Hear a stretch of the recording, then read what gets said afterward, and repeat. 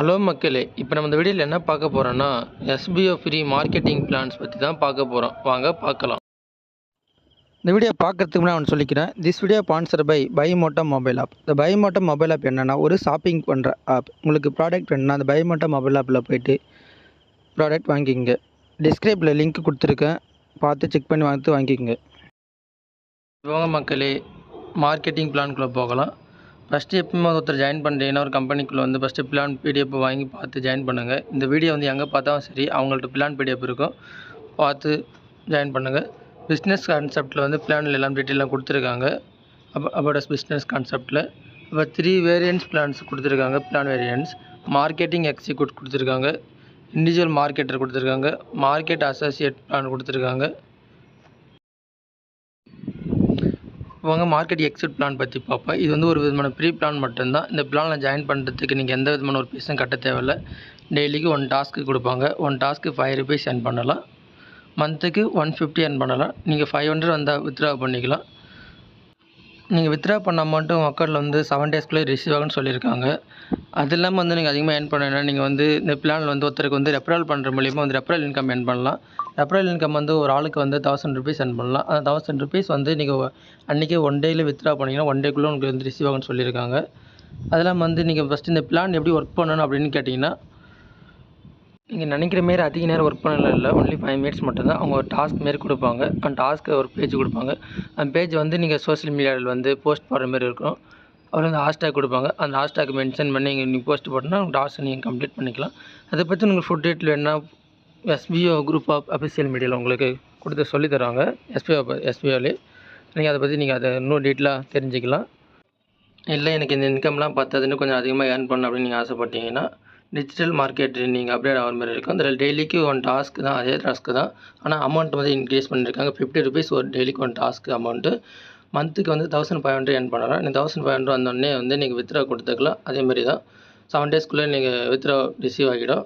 நீங்கள் 5999 நீங்கள் update purchase பண்ணுற மாதிரி இருக்கும். கோர்ஸு என்ன கோர்ஸ்னால் எஜுகேஷனில் ஒரு கோர்ஸ் பர்ச்சேஸ் பண்ணுற மாதிரி இருக்குது. Digital marketing course. அந்த கோர்ஸோட பெனிஃபிட் என்னென்னா, நீங்கள் யூடியூப் சேனல் புதுசாக ஓப்பன் பண்ணுற மாரி, அப்போ யூடியூப் புதுசாக ஓப்பன் பண்ணலாம், இல்லை பேஜ் க்ரியேட் பண்ணலாம், ஃபேஸ்புக்கில் ஒரு போஸ்ட் போடுறது, ஃபேஸ்புக்கில் ஒரு வீடியோ போடுறது. அப்படி இல்லை நீங்கள் வந்து இங்கேயே ஒர்க் பண்ணுறீங்க, அது இல்லாமல் வந்து நான் பிஸ்னஸ் தனியாக பண்ணலான்னு இருக்கேன் அப்படின்னா அதெல்லாம் உங்களுக்கு பெனிஃபிட்டாக இருக்கும் சொல்லி கொடுத்துருக்காங்க கோர்ஸ் வேல்யூ. அது இல்லாமல் வந்து உங்களுக்கு வந்து 6000க்கு பை மோட்டில் ரிவார்ட் பாயிண்ட் கொடுத்துருவாங்க. நீங்கள் வந்து பை மோட்டில் நீங்கள் பர்ச்சேஸ் பண்ணால் ரிவார்ட் பாயிண்டில் ஆட் ஆகும்.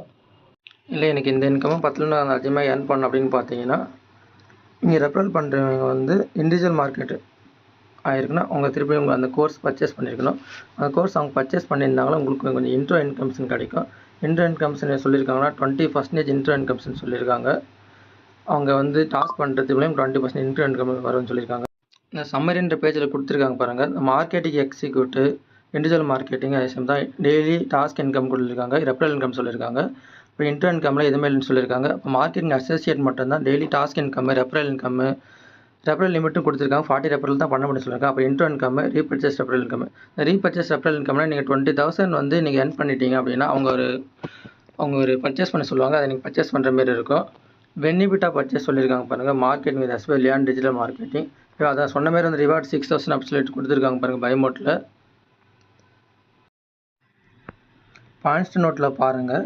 நீங்கள் 20,000 இன்கம் earn பண்ணிட்டீங்களா, ரீபர்ச்சேஸ் அவங்க சொல்லியிருக்காங்க. என்ன அவங்க பர்ச்சேஸ் பண்ண சொல்லுவாங்க, அதை பர்ச்சேஸ் பண்ண சொல்லியிருக்காங்க.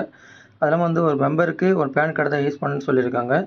அது இல்லாமல் வந்து நீங்கள் 5 days ஒர்க் பண்ணிடலாம், உங்கள் ஐடி டெர்மினேஷன் ஆகும்னு சொல்லியிருக்காங்க.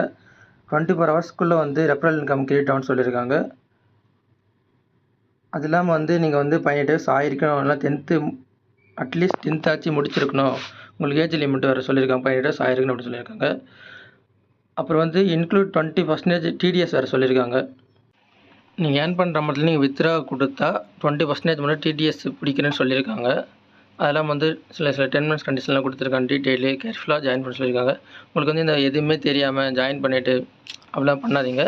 ஃபஸ்ட்டு நீங்கள் வந்து வீடியோ பார்த்ததுக்கு முன்னாடி அவங்கள காண்டாக்ட் பண்ணுங்கள். அப்புறம் அதை ஃபஸ்ட்டு அவங்கள கேளுங்க எப்படி என்னன்னு சொல்கிறாங்கன்னு.